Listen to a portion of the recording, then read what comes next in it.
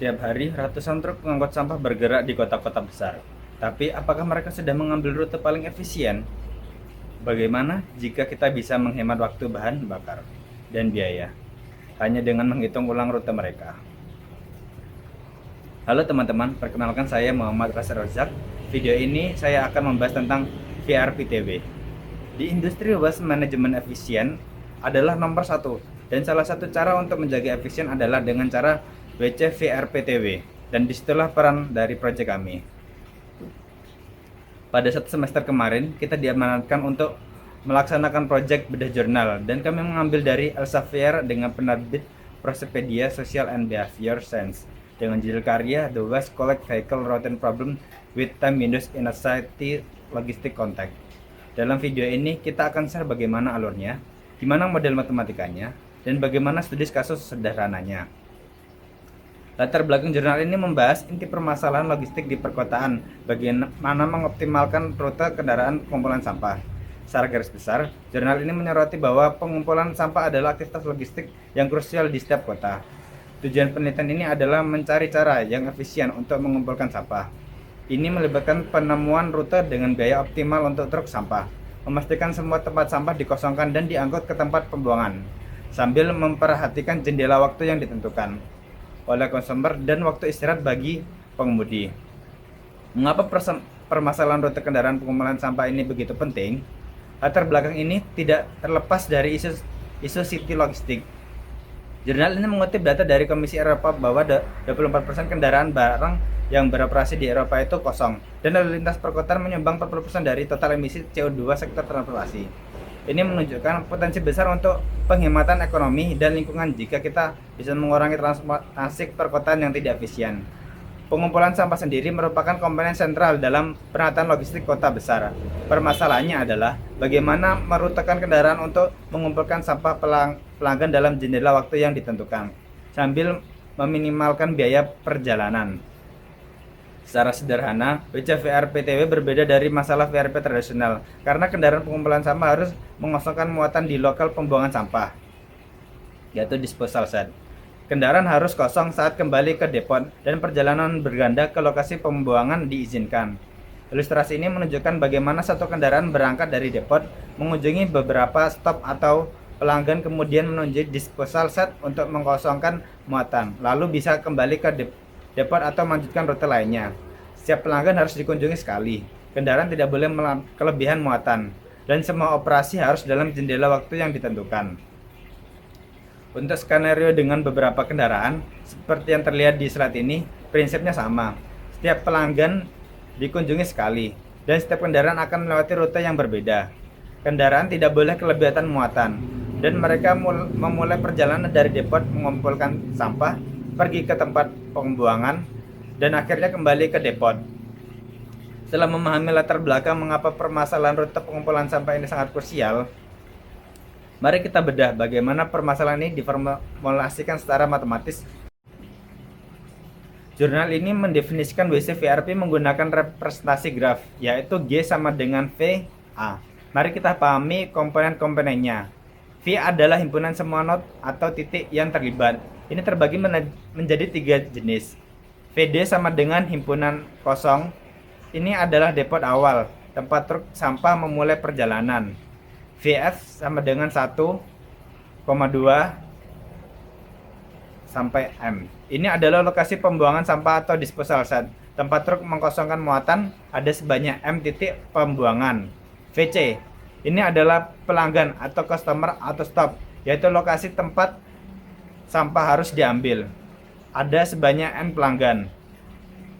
A, HI himpunan IJ, di mana I tidak sama dengan J dan IJ berelemen V. Ini adalah himpunan semua rute yang menghubungkan 2 node dari node I ke node J.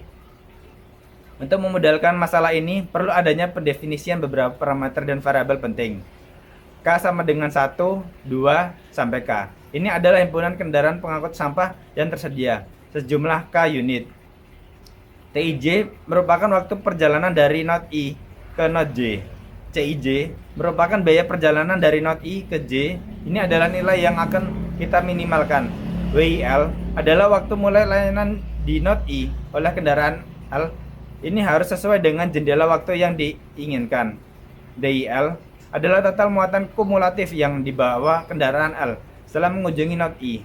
SI adalah waktu layanan yang dibutuhkan di node I, misal durasi pengambilan sampah. AIBI merupakan jendela waktu layanan di node I. AI adalah waktu paling awal bisa dimulai dan BI adalah waktu paling akhir layanan harus dimulai. Q kecil I adalah jumlah sampah yang harus diambil di node I, khusus untuk node pelanggan VC. Q besar ini adalah kapasitas maksimum setiap kendaraan pengangkut sampah.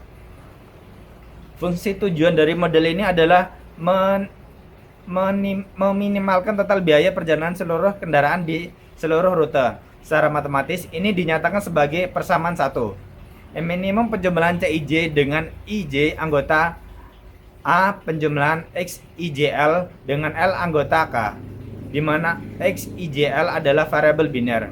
Nilai 1 jika kendaraan L bergerak dari node I ke node J, dan 0 jika tidak.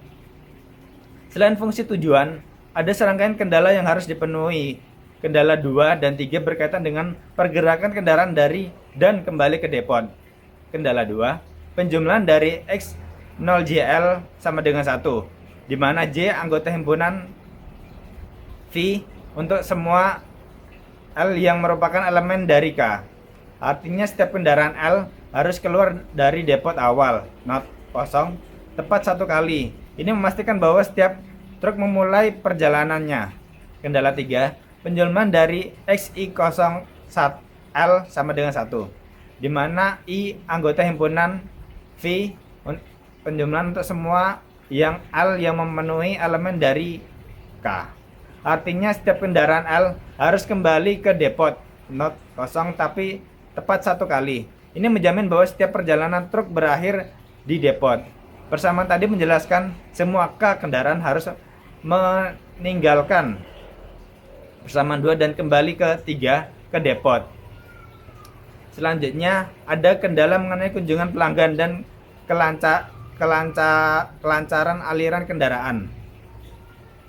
Jumlah dari XIJL untuk semua I dalam himpunan V dan semua L dalam himpunan K adalah sama dengan 1 untuk setiap J yang merupakan elemen dari VC. Ini berarti setiap lokasi pelanggan VC harus dikunjungi tepat 1 kali oleh 1 kendaraan. Ini adalah kendala dasar VRP untuk memastikan semua sampah dijemput. Kendala 5, jumlah XIJL atas semua I anggota V sama dengan jumlah XJIL atas semua I anggota V. Untuk semua J dalam VC, gabungan VC dan L anggota K. Kendala 5 ialah kendala konservasi aliran yang menjamin bahwa setiap kendaraan yang masuk ke suatu titik juga akan keluar, sehingga kendaraan tidak hilang dalam model. Kendala 6 dan 7 adalah esensi dari time window dalam WC VRP TW. Kendala 6, nilai WIL harus berada di antara AI dan BI untuk setiap I dalam himpunan V dan L dalam himpunan K. Ini memastikan bahwa waktu mulai layanan WIL di setiap lokasi node I oleh kendaraan L harus berada dalam jendela waktu yang ditentukan, yaitu antara waktu paling awal AI dan waktu paling akhir BI. Kendala 7, waktu kedatangan kendaraan L di titik I ditambah waktu servis di titik I dan waktu perjalanan dari I ke J harus lebih kecil atau sama dengan waktu kedatangan kendaraan L di titik J ditambah 1 dikurangin XIJ kali M untuk setiap pasangan titik IJ dalam A dan setiap kendaraan L dalam K. Kendala ini memastikan konsistensi waktu pelayanan antar node. Untuk memperjelas kendala 7, mari kita lihat contoh sederhana. Misalnya pelayanan di rumah A membutuhkan waktu 5 menit. Perjalanan dari rumah A ke rumah B membutuhkan waktu 10 menit. Maka perjalanan di rumah B harus paling cepat dimulai 15 menit setelah pelayanan di rumah A dimulai, yaitu 5 menit waktu perjalanan di A plus 10 menit waktu perjalanan ke B. Ini memastikan rute logistik secara waktu. Kendala 8, memastikan kendaraan memulai dan mengakhiri perjalanannya dalam keadaan kosong. Kendala 8, jumlah DIL untuk I dalam himpunan kosong 0,0 sama dengan 0 untuk setiap L dalam K. Ini berarti total muatan kendaraan L di dua titik khususnya yaitu depot awal dan depot akhir harus 0. Setiap kendaraan memulai dan mengakhiri perjalanannya dengan keadaan kosong. Kendala 9. Penting untuk melacak muatan yang dibawa truk. Kendala 9. Nilai DIL ditambah KI harus lebih kecil atau sama dengan DJL ditambah 1 dikurangin XIJL dikali M. Untuk setiap I dan V tanpa VF, setiap J dalam V, dan setiap L dalam K. Kendala ini memastikan akumulasi muatan di kendaraan tidak melanggar urutan pengambilan sampah. Jika kendaraan L pergi dari not I ke not J, maka muatan kumulatif kendaraan setelah mengunjungi not J DL harus minimal sebesar muatan saat meninggalkan not I ditambah muatan yang diambil di not I KI. Contoh misalnya, setelah ambil sampah di rumah A, truk memuat 20 kg sampah. Rumah B punya 15 kg sampah. Kalau truk dari rumah A ke rumah B, maka setelah dari rumah B total muatan minimal 20 kg tambah 15 sama dengan 35 kg. Dua kendala terakhir memastikan truk tidak kelebihan muatan dan nilai muatan selalu positif. Kendala 10, DIL harus lebih kecil atau sama dengan Q untuk setiap I dalam V dan L dalam K. Ini adalah kendala kapasitas. Akumulasi muatan kendaraan L setelah mengunjungi not I DIL tidak boleh melebihi kapasitas maksimum kendaraan pengangkut sampah. Kendala 11. DIL harus lebih besar atau sama dengan 0 untuk setiap I dalam V dan L dalam K. Akumulasi muatan kendaraan L setelah mengunjungi not I DIL harus bernilai non negatif. Setelah kita memahami bagaimana permasalahan ini diformulasikan secara matematis, sekarang mari kita lihat bagaimana model ini diterapkan pada sebuah contoh kasus nyata. Kita menyajikan skenario yang relevan dengan operasi pengelolaan sampah di kota. Dalam slide tersebut mengilustrasikan kasus di mana Dinas Lingkungan Hidup Kota A memiliki 2 truk pengangkut sampah. Kita sebut saja truk 1 dan truk 2. Kedua truk ini bertugas mengambil sampah dari total 6 pelanggan yang berbeda. Pelanggan ini diwakilkan oleh lingkaran-lingkaran bernomor. Setelah sampah dikumpulkan, truk-truk ini harus membuangnya ke satu tempat pembuangan akhir atau disposal set yang diwakili oleh kotak hitam bernomor 4. Kemudian truk-truk tersebut harus kembali ke depot awal titik 0. Setelah spesifik, truk 1 ditugaskan untuk mengambil sampah dari pelanggan 1, 2, 3. Sementara itu truk 2 bertanggung jawab atas sampah dari pelanggan 5, 6, 7.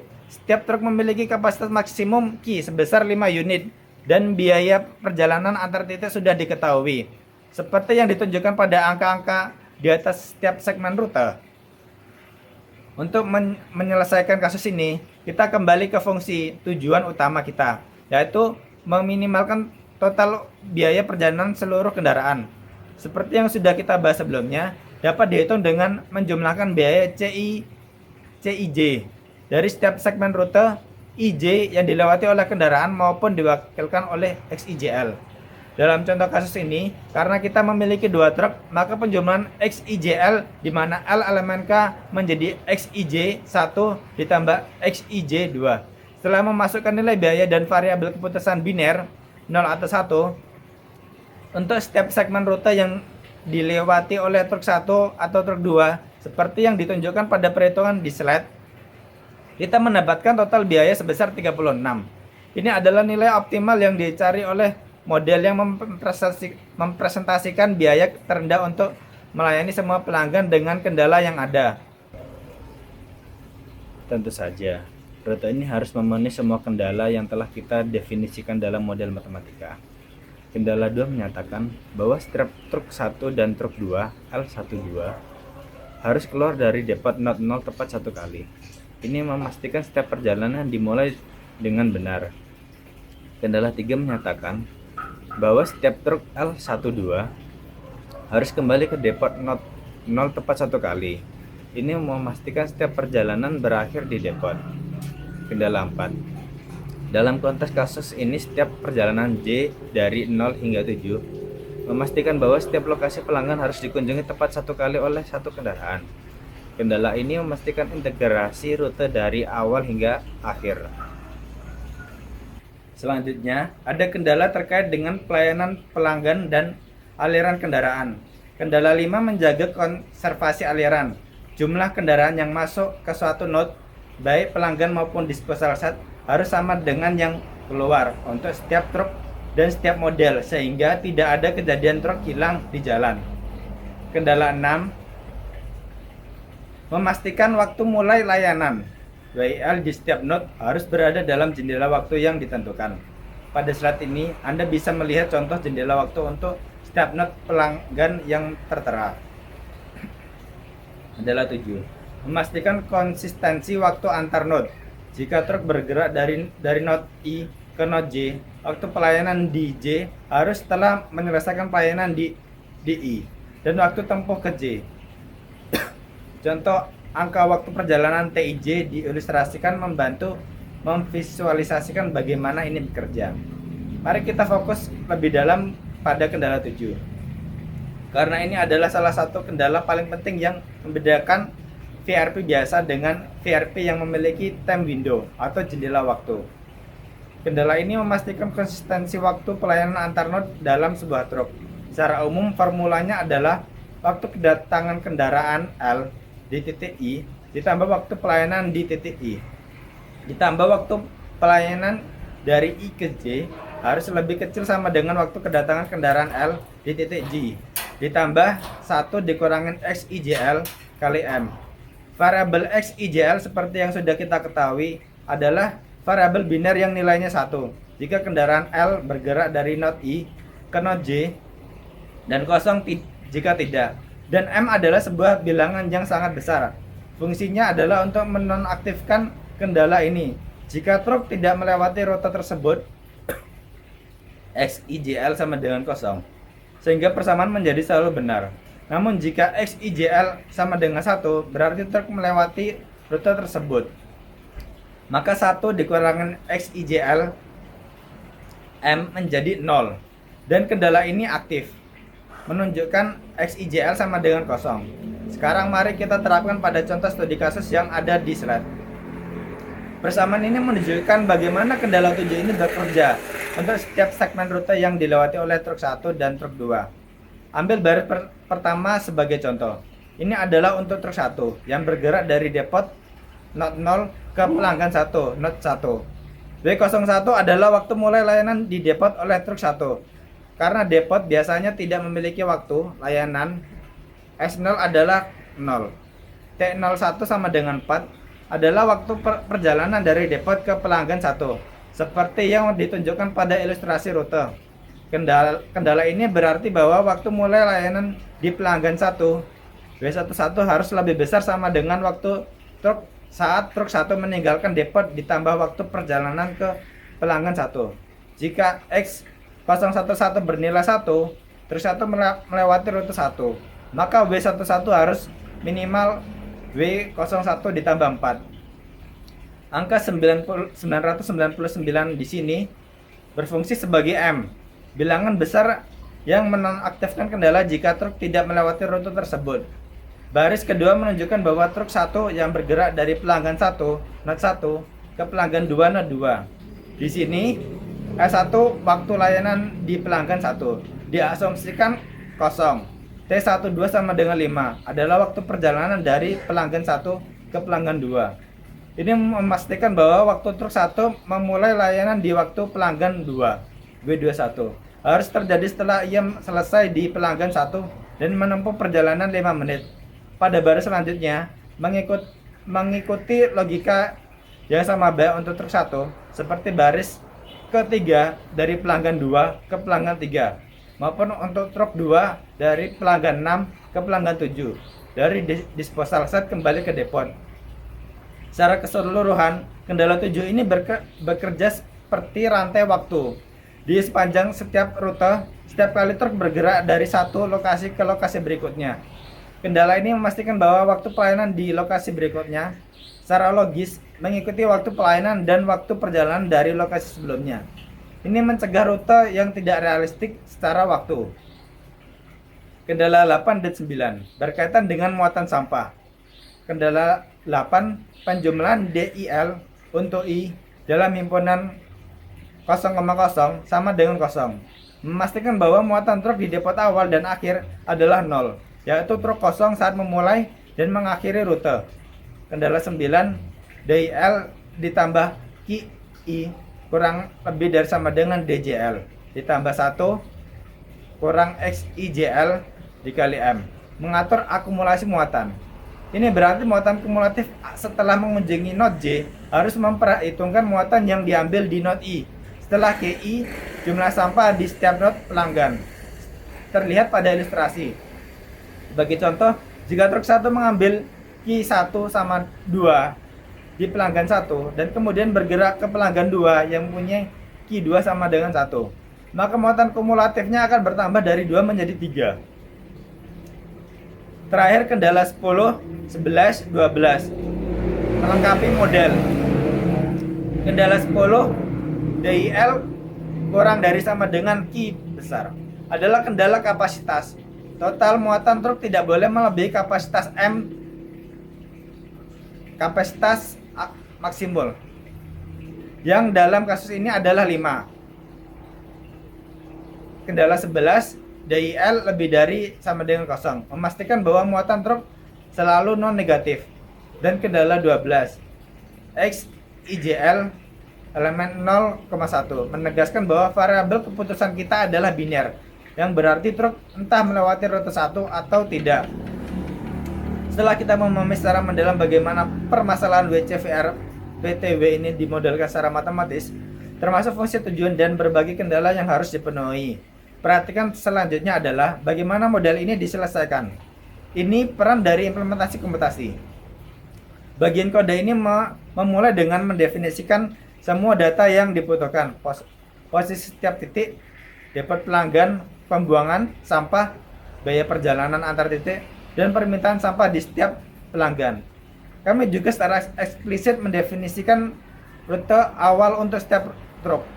Truk 1 dalam 0, 1, 2, 3, 4, 0. Dan truk 2 dalam 0, 5, 6, 7, 4, 0.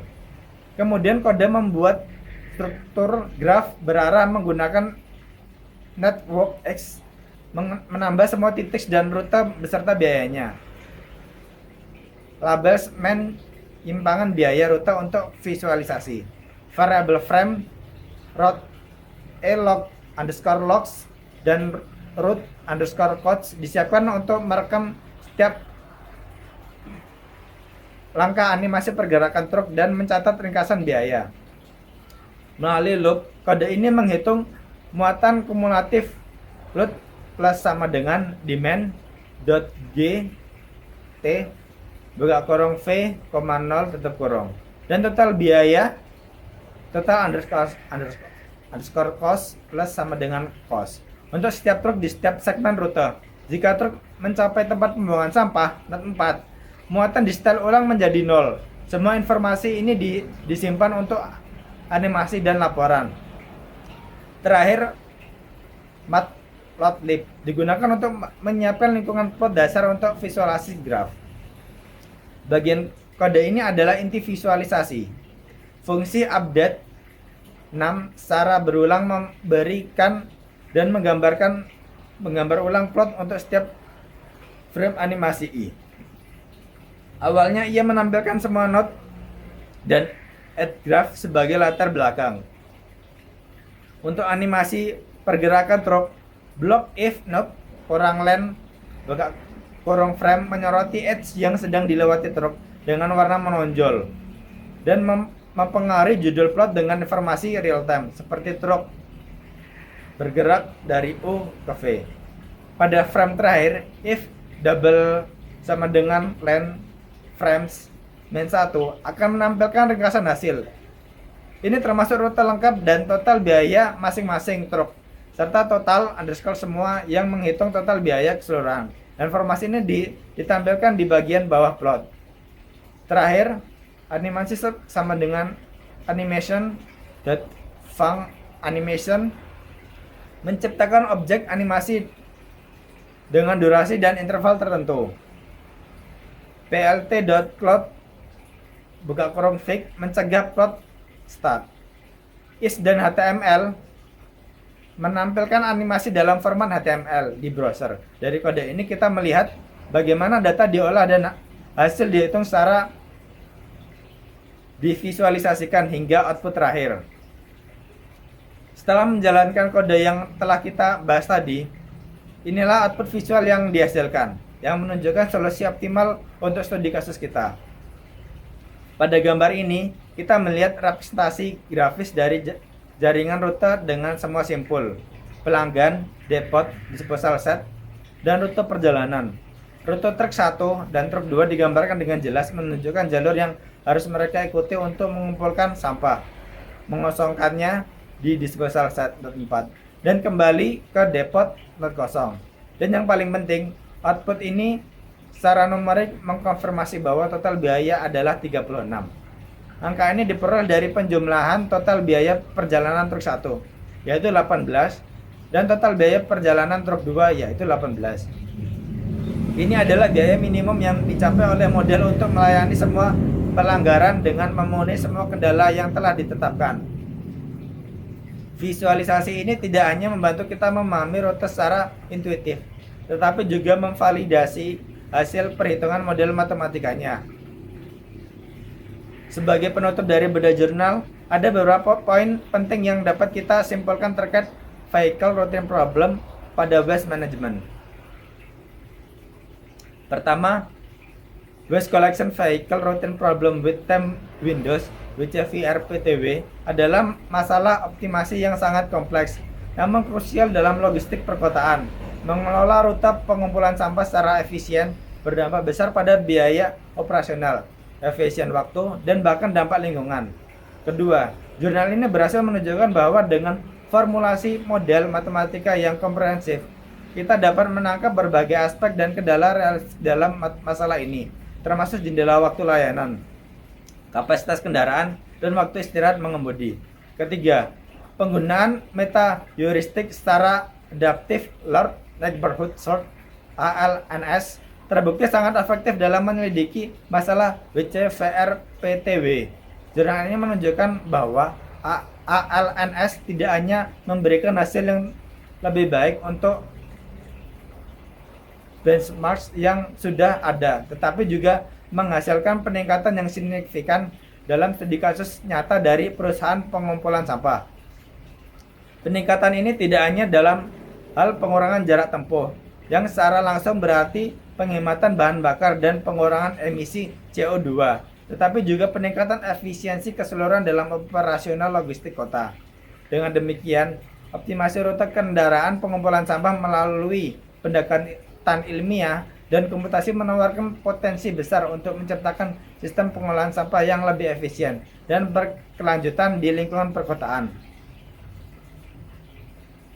Baik, serta teman-teman sekalian, setelah tadi kita membahas secara mendalam mengenai VRP pada waste management, kini saya akan beralih untuk menjawab pertanyaan kedua dari ujian akhir semester mata kuliah optimasi pengalokasian sumber daya ini. Pertanyaan ini mengajak kita untuk merefleksikan pembelajaran yang telah saya dapatkan selama satu semester ini. Mengapa hal tersebut signifikan dan bagaimana dampak di masa depan? Poin A. Selama mengikuti mata kuliah optimasi pengalokasian sumber daya ini, beberapa materi yang paling menonjol dan meninggalkan kesan dalam bagi saya adalah linear programming, bounded knapsack program, integral programming. Selain itu, secara spesifik dalam konteks vehicle routing problem, saya juga mempelajari berbagai varian yang sangat penting, yaitu VRP TSP, Traveling Sales Problem. Ini adalah dasar dari masalah peruturan kendaraan, di mana satu kendaraan harus mengunjungi semua pelanggan dan kembali ke depot dengan biaya minimum. TSP dapat dianggap sebagai kasus khusus dari CVRP. Ketika kapasitas tidak menjadi batasan dan hanya ada satu kendaraan, persamaan umumnya bertujuan meminimalkan total biaya perjalanan sambil memastikan setiap pelanggan dikunjungi tepat satu kali. Membentuk sebuah sirkuit Hamiltonian, modelnya melibatkan variabel XIJ yang bernilai 1. Jika IJ termasuk dalam rute, dan kosong jika tidak. Fungsi tujuan utama adalah meminimalkan penjumlahan untuk setiap pasangan indeks IJ yang ada dalam himpunan A, di mana C IJ dikali dengan X IJ dengan kendala setiap node dikunjungi tepat sekali. CVRP varian ini menambahkan kendala kapasitas pada kendaraan. Ini adalah versi dasar yang paling banyak dipelajari dari VRP. Model matematika umum untuk CVRP seringkali menggunakan formulasi to index vehicle flow, di mana tujuan utama adalah seperti berikut. Dengan kendala-kendala seperti setiap pelanggan dikunjungi tepat satu kali, jumlah kendaraan yang keluar atau masuk depot sesuai, dan total permintaan dalam setiap rute tidak melebihi kapasitas kendaraan, dikenal sebagai Capacity Cut Constraint atau CCCS. VRP-TW varian ini memperkenalkan batasan waktu, di mana setiap pelanggan harus dilayani dalam interval waktu tertentu, AIBI. Topik ini sangat relevan dengan jurnal yang kita bedah sebelumnya. Modelnya adalah ekstensi dari CVRP dengan fungsi tujuan serupa untuk meminimalkan biaya, namun ditambah kendala waktu. Kendala ini memastikan bahwa layanan di setiap lokasi dimulai dalam jendela waktu yang diizinkan dan konsistensi waktu perjalanan antar node. VRP-PD. Pada slide ini kita akan membahas secara mengenai tujuan utama dan model matematis dari VRP with Pickup and Delivery atau VRP-PD. Pertama, tujuan dari VRP-PD adalah menemukan kumpulan sirkuit yang optimal untuk kendaraan yang mengunjungi pelanggan dengan tujuan mengirimkan dan mengambil barang. Kedua, VRP-PD berupaya untuk meminimalkan total biaya perjalanan kendaraan yang mencakup biaya rute antar setiap titik yang dilalui, sambil memenuhi kendala-kendala seperti kapasitas kendaraan dan urutan pengiriman serta pengambilan barang. Untuk mencapai tujuan tersebut, VRP-PD diformulasikan dalam sebuah model matematis yang fungsi tujuannya sebagai berikut. Di sini, CIJ adalah biaya perjalanan antar node, I dan J. Sedangkan XIJ adalah variabel biner yang menunjukkan apakah rute tersebut dilewati, bernilai 1 jika dilewati dan 0 jika tidak. Selain fungsi tujuan, ada pula kendala umum yang harus dipenuhi oleh rute-rute yang dihasilkan. Setiap rute harus dimulai dan berakhir di depot. Setiap pelanggan harus dikunjungi tepat satu kali. Muatan kendaraan harus non-negatif dan tidak melebihi kapasitas. Pengiriman harus dilakukan sebelum pengambilan barang. Di sini saya bertanya mengapa fungsi tujuannya mirip dengan TSP. Fungsi tujuan VRP-PD ini memiliki bentuk yang sama dengan TSP atau CVRP. Karena pada dasarnya semua masalah VRP bertujuan untuk meminimalkan biaya total yang terkait dengan pergerakan kendaraan di sepanjang rute. Biaya ini umumnya dihitung dari penjumlahan biaya setiap segmen rute yang dilewati. Meskipun kompleksitas masalah VRP-PD jauh lebih tinggi karena adanya kendala pickup dan delivery-nya, inti dari masalah perutuan tetaplah mencari jalur terpendek atau termurah. VRP-PD termasuk varian seperti VRP dengan simultaneous pickup and delivery, di mana pengambilan dan pengiriman terjadi di lokasi yang sama, merupakan masalah NP-hard. Ini karena VRP-PD menggeneralisasikan CVRP. Ketika kendala jendela waktu juga ditambahkan, masalahnya dikenal sebagai VRP with Pick Up and Delivery and Time Window, VRP-PDTW. Poin B. Materi-materi tersebut menjadi yang paling signifikan bagi saya karena dua alasan utama yang saling berkaitan. Pertama, tantangan dalam memahaminya mendorong saya untuk belajar lebih keras dan lebih dalam. Konsep-konsep seperti linear programming dan segala notasi matematisnya atau bagaimana membangun model untuk bounded knapsack problem memerlukan logika dan ketelitian yang tinggi. Proses untuk memecahkan kesulitan-kesulitan ini justru membuat pemahaman saya menjadi lebih kokoh. Kedua, ini yang paling krusial adalah relevansinya dengan kehidupan nyata. Saya menyadari bahwa prinsip-prinsip optimasi ini tidak hanya sebatas rumus di atas kertas, tetapi memiliki aplikasi yang sangat luas dalam berbagai aspek kehidupan dan bisnis. Sebagai contoh, saat mengerjakan tugas mengenai VRP pada waste management, saya melihat bagaimana konsep graph dan integer programming benar-benar dapat digunakan untuk mencari rute pengumpulan sampah yang paling efisien, meminimalkan biaya dan waktu, serta mengurangi dampak lingkungan. Ini bukan lagi sekadar teori, melainkan alat praktis untuk memecahkan masalah konkret. Poin C.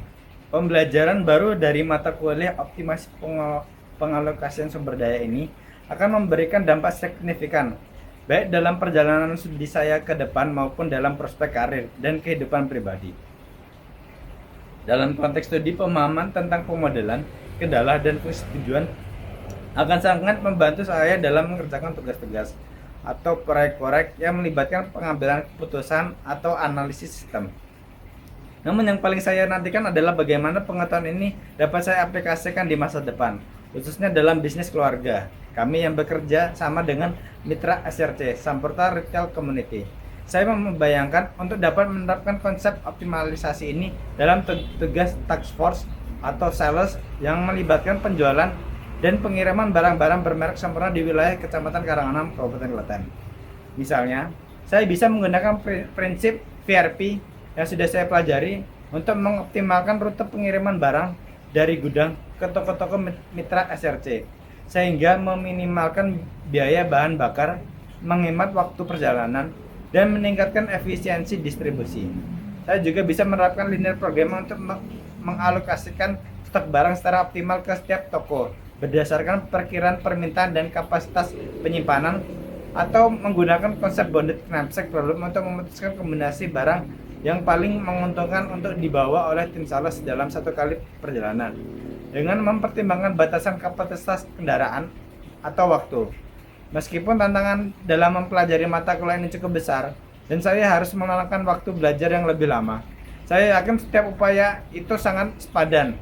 Pengetahuan ini bukan hanya teori, melainkan keterampilan berharga yang siap saya gunakan untuk memecahkan masalah nyata, baik dalam pekerjaan maupun dalam kehidupan pribadi, demi mencapai efisiensi dan hasil yang optimal. Demikian presentasi saya mengenai VRP pada waste management beserta refleksi pembelajaran dari mata kuliah optimasi pengalokasian sumber daya ini. Saya berharap pemaparan ini dapat memberikan gambaran yang jelas mengenai bagaimana optimasi, khususnya konteks VRP, dapat diterapkan untuk memecahkan masalah logistik di dunia nyata. Ilmu ini tidak hanya menambah wawasan akademis saya, tapi juga memberikan bekal yang sangat berharga untuk diaplikasikan dalam studi lebih lanjut, pekerjaan, bisnis keluarga maupun dalam kehidupan pribadi. Terima kasih atas perhatian Bapak, dosen, serta teman-teman sekalian. Saya mohon maaf apabila ada kekurangan dalam penyampaian. Akhir kata, terima kasih.